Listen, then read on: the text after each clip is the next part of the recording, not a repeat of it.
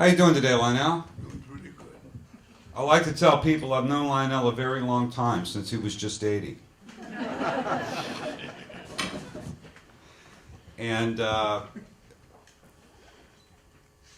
you know, there are a lot of places we could start today, and I know a lot of people are here because they're music fans, but, you know, there's certain, let's face it, we don't get to talk to a man of your experience very often, and, you know, we think about time and 100 years.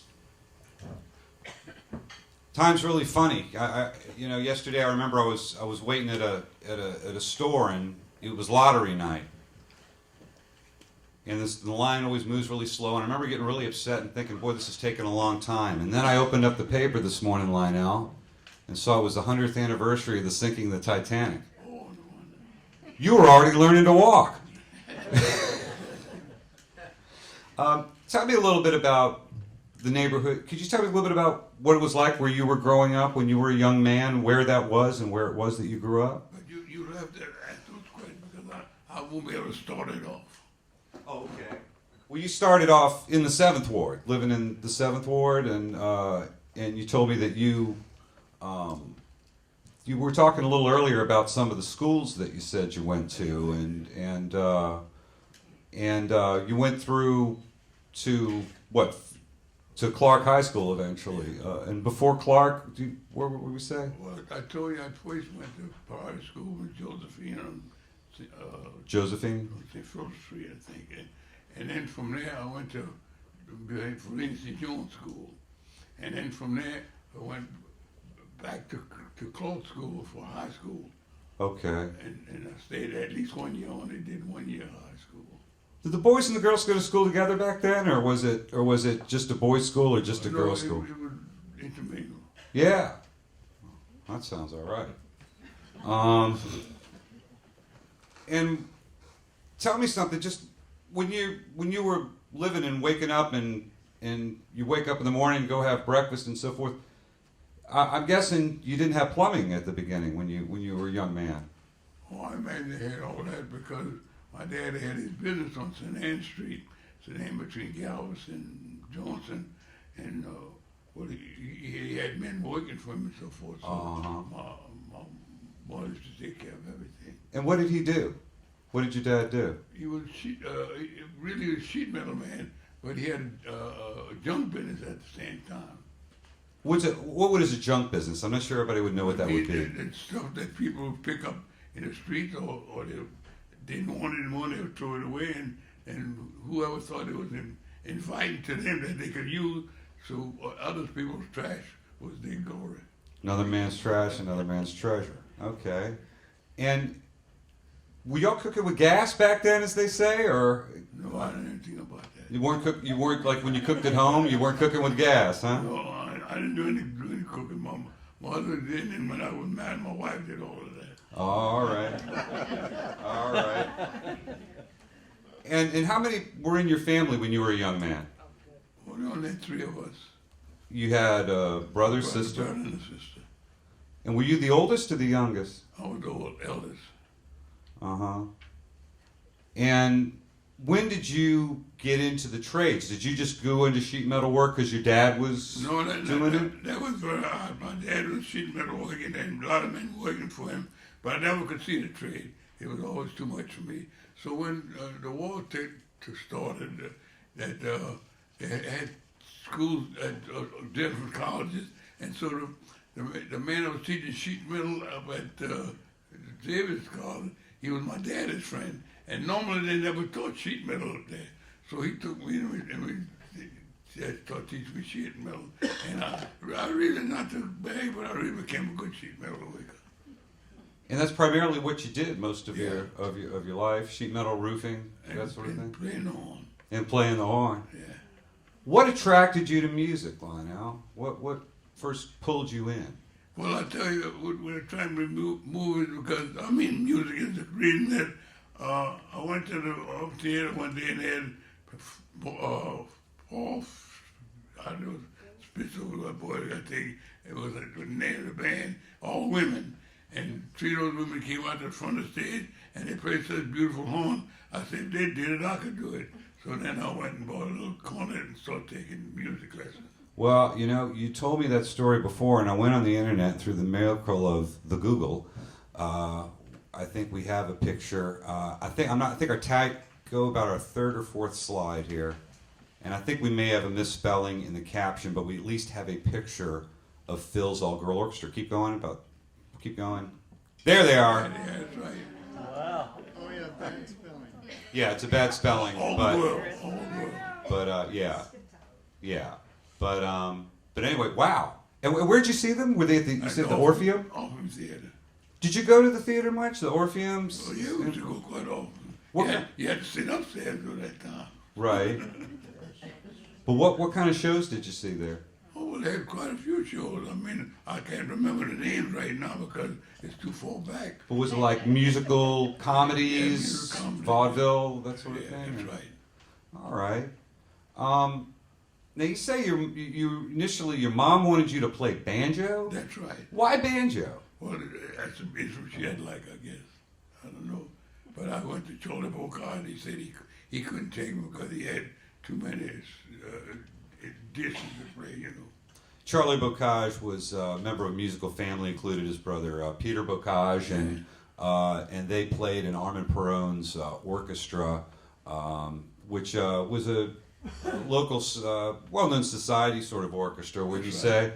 And they made a number of records in the mid and late 20s. So if you ever want to go and check them out, that stuff's available. I'm pretty sure at Louisiana Music Factory.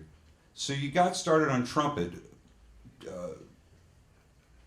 You know about how old you were when you got interested in trumpet, playing trumpet? I'm about 16 or 17. Because I wasn't married yet. Not that I have anything against marriage. No, but he likes trumpet playing too.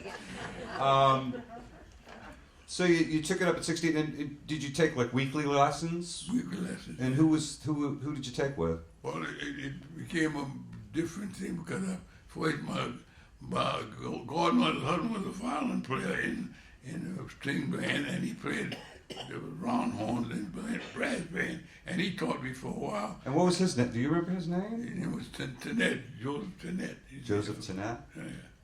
Okay. And so you learned the straight division and all your...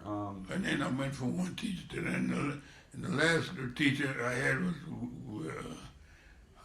Gene Ware. He was playing with Sidney Desmond's band. Gene Ware? Yeah, that's his name. And he was an extraordinary teacher because, for one thing, I never had a dime to pay him.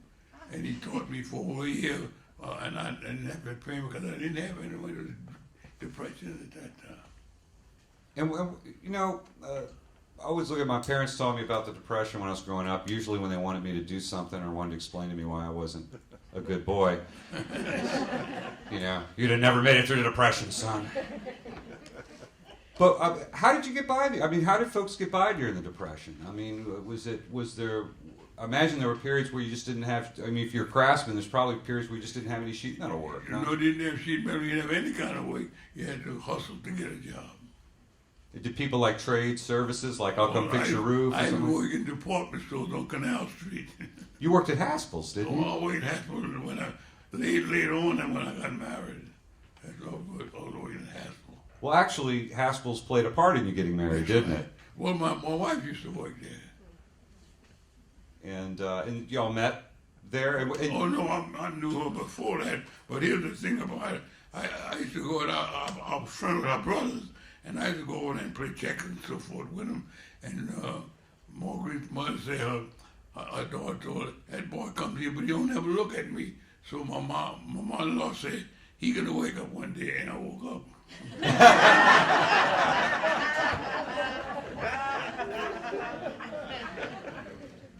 Well, that was quite a great getting up morning, as it were, metaphorically there, because y'all were together for 75 years. That's right.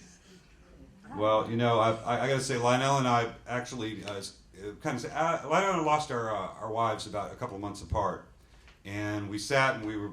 I remember the first time we saw each other after that, and he just kind of looked at me, and I looked at you, and he said, "Man, they keep you straight, don't they?" And that's the truth. That's the truth. Who are apart from music and so forth, and we'll get to music and so forth, but who are the men that were really influential on you growing up, that you kind of looked up to? Well, I had a brother who was a few years younger than I, and we would go different places together. And then my son took me over just like it was his son. And just opposite in attraction. You guys were like best friends. Yeah. Lionel Ferbos Jr., who passed a few years ago, Lionel's son, was just kicks. Wonderful guy to be around, and he and his dad, we used to joke that y'all were like brothers. When you were coming up, I know that there were certain days in New Orleans past, maybe holidays or events that were maybe more important back then than they are today. I know they used to have a day called Decoration Day. I've heard people talk about. And I know McDonough Day used to be a big day. Everybody had to go genuflect before the statue of John McDonough. What were holidays like when you were coming up? What was the biggest holiday? Well, I don't know. I wouldn't know the difference between one holiday and another until I was growing up. Then you find Well, that's what I mean. Like when you were like in the 30s, when you were a young man. Well, you had to buy different things for the children and so forth. But that's the only difference I know about it. Yeah, that was about it. But I mean, like for Christmas, y'all, what would y'all usually do for Christmas? You have a big meal and Right. go to church? The family used to get together for Christmas and New Year's, those days. Uh-huh. And you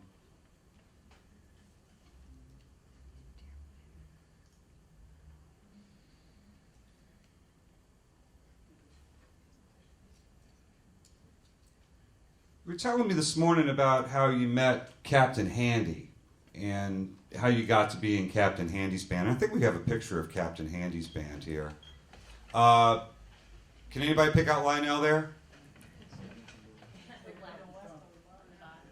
Bottom row, second from the left. Yeah, that's right. Now, Captain Handy told you when you got in his band, you were a little nervous about joining Handy's band at first. The father that was playing for him was a very good trumpet player, way better than I would think I would be. And so he went to New York, and so they didn't have a trumpet player, so I can't get, I'm bad on names, I can't get a name. And he told him about me. So my father said, so you hire me? I said, but I can't play that kind of jazz. So he said, well, you play what you can do. And I could read, so he said, just play the reading sports, and that's it. So you just kind of fit in, and that was your role in the band? I worked with him about 2 years. Uh-huh. And you said Handy's band had like a regular gig every week, or? Well, they had some gigs every week and some maybe 2-3 weeks between it. It was according how the situation was. Uh-huh. And you were with Handy for a while, and then? About 2 years, yeah. And then you went to Sidney Desvine's after that, or was it Walter Pichon? It was Walter Pichon's band.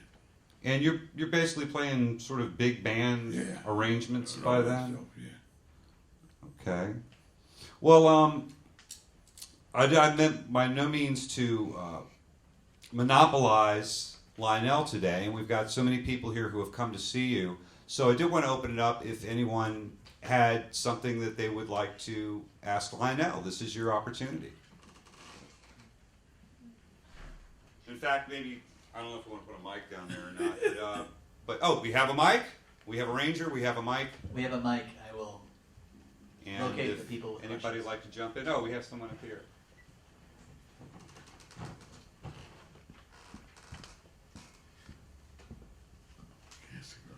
What's your favorite memory with Marguerite? What's that? Sam, what's your favorite memory with Marguerite? Oh, well, I mean, we was together all the time. It wasn't a question of if we'd go to another state or the different theaters or anything, we always were together. Sounds like it's all good. Can't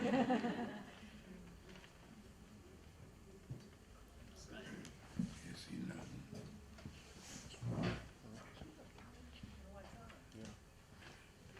I think that I've heard that Mr. Ferbos took lessons from Manuel Perez. Is that true? No, I did not take lessons from man Fred. I went to him for lessons, but he told me, he said that I knew more than I thought I knew, and he said that he couldn't teach me anything. But the real incident, the real truth was he was ill, and he couldn't be bothered. I think that was because he was a very good trumpet player and a musician at that. Yeah, it's actually there's some. It's if you see some pictures, if you see pictures of Lionel of Manuel Perez from the 20s, he's a very robust, Yeah. kind of healthy-looking guy. But if you see the pictures of him late in life, I guess in the late 30s, he didn't look so good. So I guess that was about the time. You got to it. Did somebody have one here? Oh, okay. Oh, here we are. Sue? I want to know, how did he learn to triple tongue with the WPA band? Oh yeah, we haven't talked about the WPA band. One of the other things that Lionel did was play the Work Progress Administration sponsored bands as part of their Back to Work program, and Lionel played one. They're asking about triple tonguing Yeah. Well, and how you learned to do that. Salvador Castigliola. He taught me for quite a good while, double tongue, triple tongue, and then soft fade method and so forth. And where did the WPA band play? Well, we played hospitals, sick homes, even the parish prison and parks and everything. So we kept a busy schedule. It was a pretty big band, wasn't it? Oh yeah, at first it was 48 pieces, and not the 48 pieces, I'm the only one living. Wow.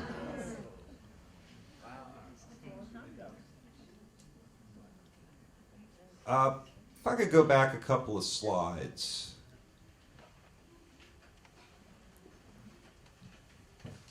Back to our first one. I thought y'all might be, well, our first picture of the newspaper.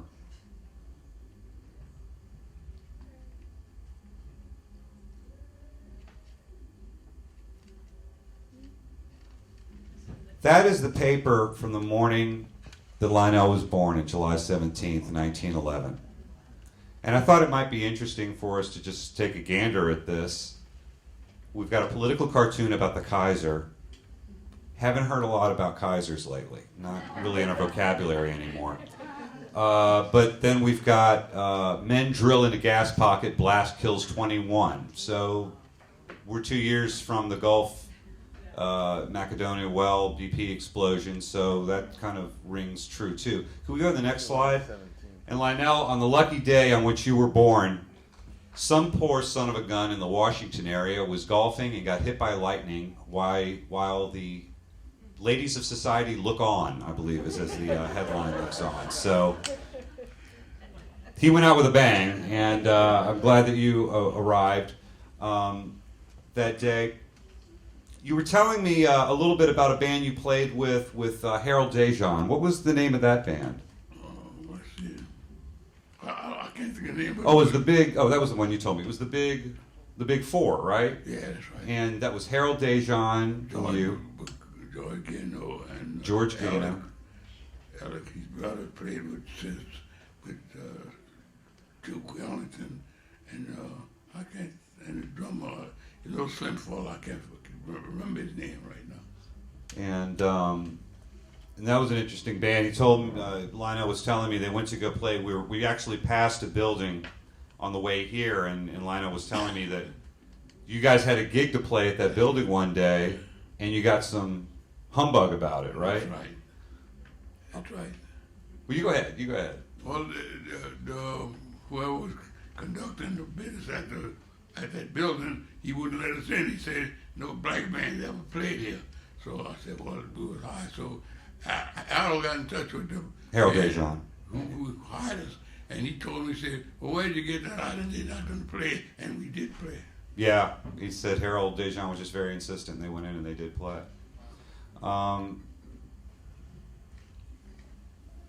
Do we have any other questions from the audience? We do. We got one over here.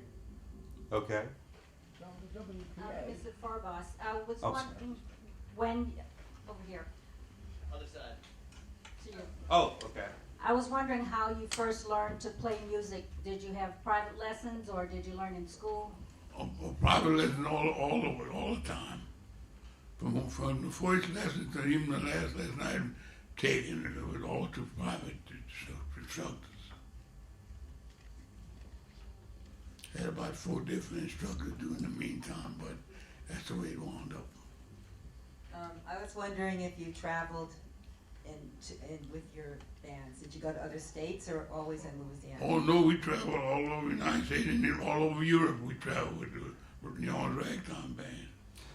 Yeah, just skipping years. Lionel, Lars Edegren, who I'm sure most folks in this room are familiar with, formed the New Orleans Ragtime Orchestra in the late '60s to play old rags and cakewalks and written pieces from the era that immediately preceded the jazz era. And Lionel was a founding member of the group, and so they've traveled, as you said, they've traveled all over Europe. Oh yeah, Europe. And then another sort of part of that personnel with, I guess, Cled Brown, Lars, That's right, yeah. Orange Kellen at various times. Yeah, that's right. Played for the One More Time show, which was a revival show of old time black vaudeville that ran through the 70s and early 80s. Was immensely popular. I worked with them about 3 years.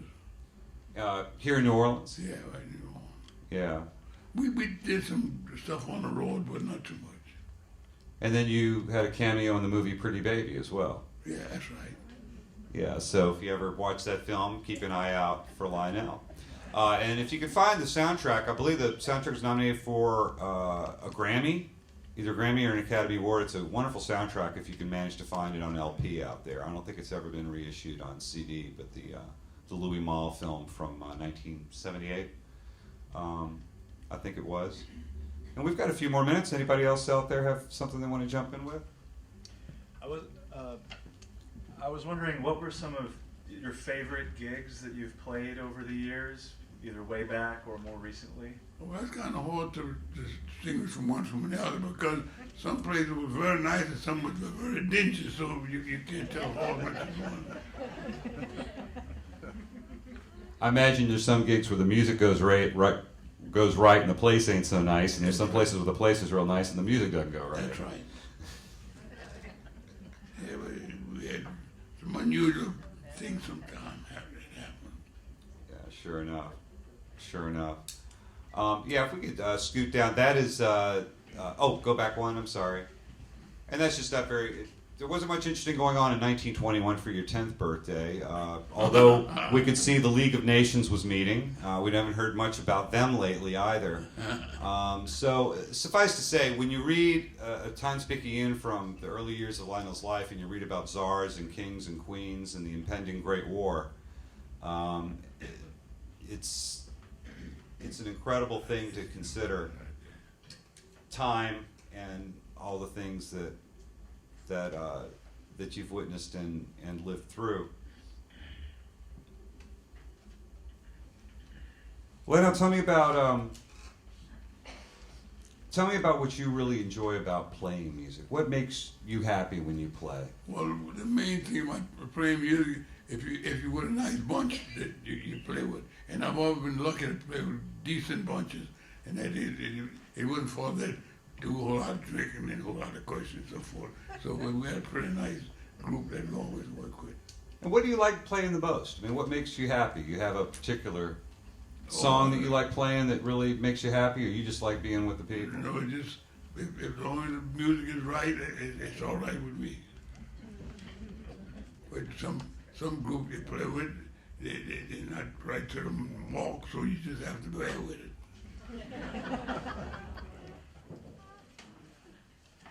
Good enough. So open up to Jim. I know Lionel plays at the Palm Court. What nights and when can we see him? Lionel, you're on Saturday nights at the Palm Court. Saturday nights. And the Palm Court opens a little earlier now, I think, than it used to. The music starts at 7:30, am I right? Yeah, that's right. Okay. You and Kermit both are keeping earlier hours, we found out. I know about Kermit. They changed the hours for that. Yeah, Kermit said he was getting too old to play late night shows, so he's just strictly early right now. Who's that? Okay. During Prohibition, what was music like and where did you play it? Well, to tell you the truth, now people wouldn't believe it, but the same music we play now, the same music we used to play a long time ago. The same music. Cheek of Araby and all them kind of numbers like that. Well, Lionel, now that the law's been repealed and everything, tell me something. How hard was it to find a drink in New Orleans during Prohibition? Well, I never was a liquor drinker, so I wouldn't know. Come on, Lionel, you're not running for office. You can give us the honest answer. No, but really, If just hypothetically in the 30s you had wanted to have a drink, would it have been possible? well, they had played around Robinson and near Tulane Avenue, some up there. I hear them folks say they go over there and get a drink. All right. Yeah, you are a wonderful singer. When did you start to sing? Which is When did you start singing? that's a joke that I became a singer because I never did sing before, and so one day he was doing some new recording, and he said he wanted me to sing. I said, but I never sing on a recording. He said, well, you'll do it now. So and it looked like they passed successfully, and so one day my son was passing with his girlfriend, and we were playing at by the cathedral, and he said, oh, they have a singer in the band. I wonder who's the singer. And so he said, my dad, well, I know he can sing. I didn't even know it. Does this man keep it close to the chest? His son's got to find out he sings out in the open just by running into him. I heard back in the day, it used to be you'd go out to the lake to hear music, and then there was a place called a halfway house in between that you'd be coming back to New Orleans, and then people would stop off and get home even a little bit later. Yeah, there were a number of resorts at various times in the lake. You had West End, and Spanish Fort, and Would you play out at those places? Yeah. Did you all ever go out to the lake? Yeah, we went out to the lake and we played, but these names she mentioned, we never was allowed to play in those places. Okay. Yeah, Halfway House was the Halfway House was basically a white establishment with a white band. So again, you're dealing with that integration situation. There were times where there was pushback and forth. I mean, whether you've got Harold Dejan saying, "No, we are playing this gig tonight," whether it's little battles like that, or just the way that it played out, like in 1919 when Lionel was a young man, they used to, at the Iroquois Theater, which was a black vaudeville theater, they would have for au faits only night, and after midnight. They would have a show just for white folks. So So there was a little pushback. There was a little ebb and flow within the strictures of segregation, but it was still there, and it was all encompassing. Oh, can we get back? And that light got me blinded. Oh yeah. Do you have any people that you taught? What's that? Did you teach anybody music, or did you bring anybody? Oh music? yeah, I taught quite a few young fellas, but then my wife made me give it up. She said, "You work all day and you work half the night, and then you teach those kids. I think you better give it up." So I gave it up. That's remarkable, Lionel, because I don't remember my wife ever once fussing at me for working too much. Or too hard. Oh, Sid, did you have one? Yeah. The IPA, were you paid on a salary or by the job? The WPA? The WPA. We would pay a monthly salary, about $12-something, $13 a month, something like that. And how many jobs would you play? Well, we would, like I said, we'd play for a police station, home for children, hospital, and so forth. They always had a place for us to play. Two questions. It kept us very busy. And here's the thing what happened. They had about 48 men in the band, and we would break up in two different places at the same night. You have a different leader for each group. So it would maybe split into two 24-piece bands. That's right. Oh, okay. All right, two questions with the WPA. How many times a month would you play? That's one question.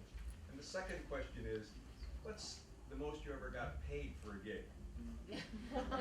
Well, I got paid pretty good for a couple of times a year, not successfully because it would be too much.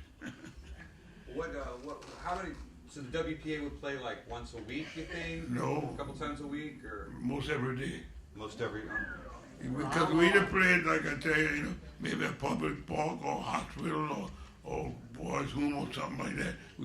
They kept us busy. We played practice every day. And the days we wouldn't play, we had rehearsals those days.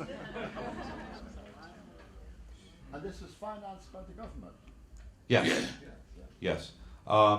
You know, as much as people are screaming like stuck pigs about, you know, the bailouts and some of the TAF stuff, the thing is, the model for all that is all there in the 30s.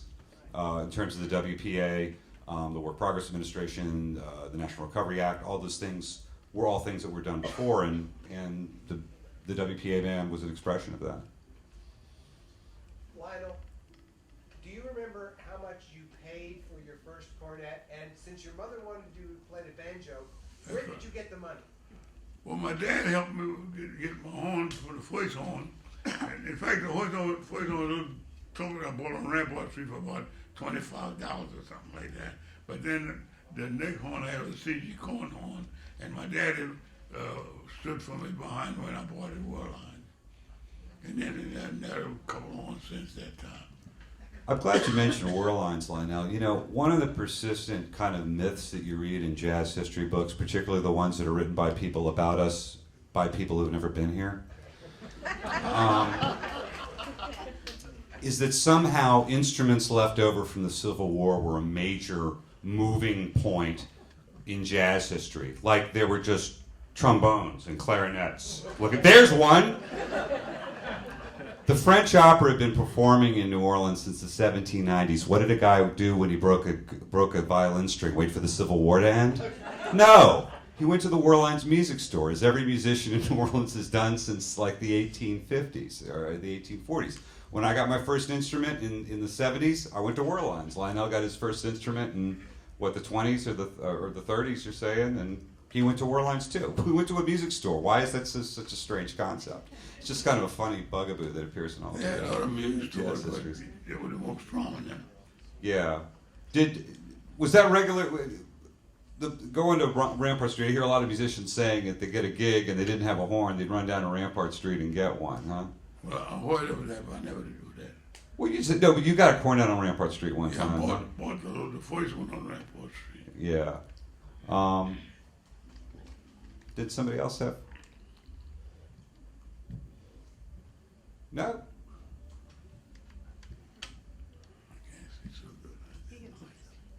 So can we go through a couple more pictures there? I just wanted to see. This is Lionel playing at the first, if not one of the first, or the first Jazz Fest. That's at Congo Square.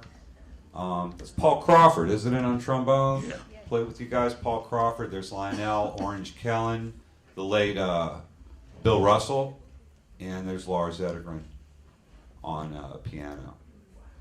It's wonderful. But how many of y'all have a New Orleans Ragtime Orchestra record? Any of y'all?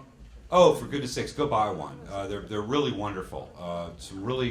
Lars did some really wonderful arrangements on these records, and they're a lot of fun. And Lionel sings on a lot of the records too. So we'll get the next slide.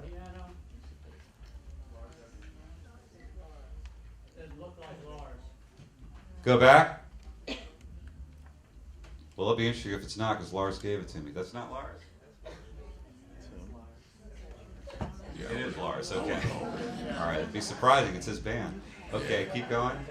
And that's John Robichaux, I think, with you in the background there on the drums. And that's at Preservation Hall. That's good. And that's the Palm Court. Let's do it on the banjo. What, Les Muscat? Yeah. Yeah, Les and it's Brian O'Connor. My goodness, you've been playing at the Palm Court since the beginning, haven't you? I mean, it's Practically, because you see, Louis Nelson had it first, and then when he passed, then one of the other trumpet players played there for a couple of weeks, but Nina didn't like the music. So then Sue Hall introduced me to him, and I've been playing since then. And by the way, Lionel plays on Saturday night, 7:30. Want to make sure everybody gets the gig on that. And we go through. I think we got maybe one more picture. Nope, that's it. Okay. Well, I think we have time maybe for one or two more questions if anybody has any, and then after that maybe I can let you maybe say hi to everybody. Okay, I'm curious about joining the John Handy Band. In the film, there was a description. It sounded as though Mr. Ferbos felt that he wasn't up to playing with the John Handy Band. And is that the way he felt? Does he feel that he's a jazz musician, or does he feel he's a straightforward musician? Well, I hear part of the conversation, but really, he had a jazz band. But I never played that kind of jazz music. I always played different operas and so forth, and coming up. But then he told me, you know, I know you can read. All I want you to do is read the music. So I was pretty good at that. So I worked with him about 2 years after that. Just reading the music? Yeah.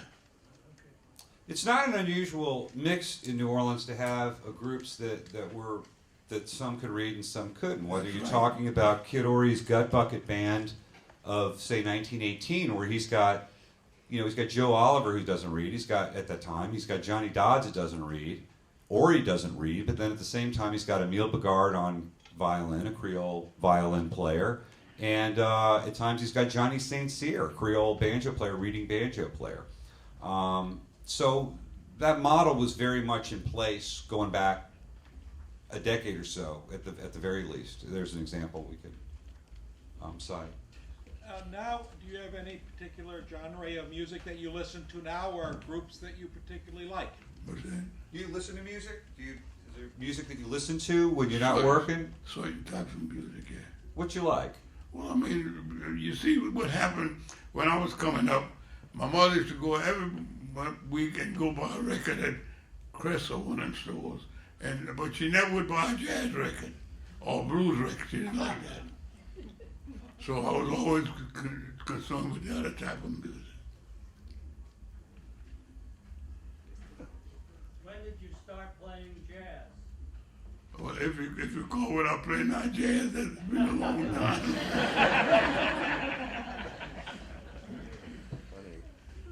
Well, they are real good jazz musicians, and I give them credit for what they do, because I never could. A lot of things they do, I never could do, because I didn't have that feeling to play that kind of music. But the Big Four, the band that he played in with Harold Dejan and George Gano. Yeah. Again, you got a guy like George Gano who is a reader, is a school musician, but he's a get-off guy too. He can play the jazz and so forth. So to have a mix of guys that with different abilities as far as that goes, not unusual in New Orleans at all. Does he still practice every day? You still practice, Lionel? Yeah, about 45 minutes every day. Because at my age, if you wouldn't practice, you wouldn't have any left to go on a job.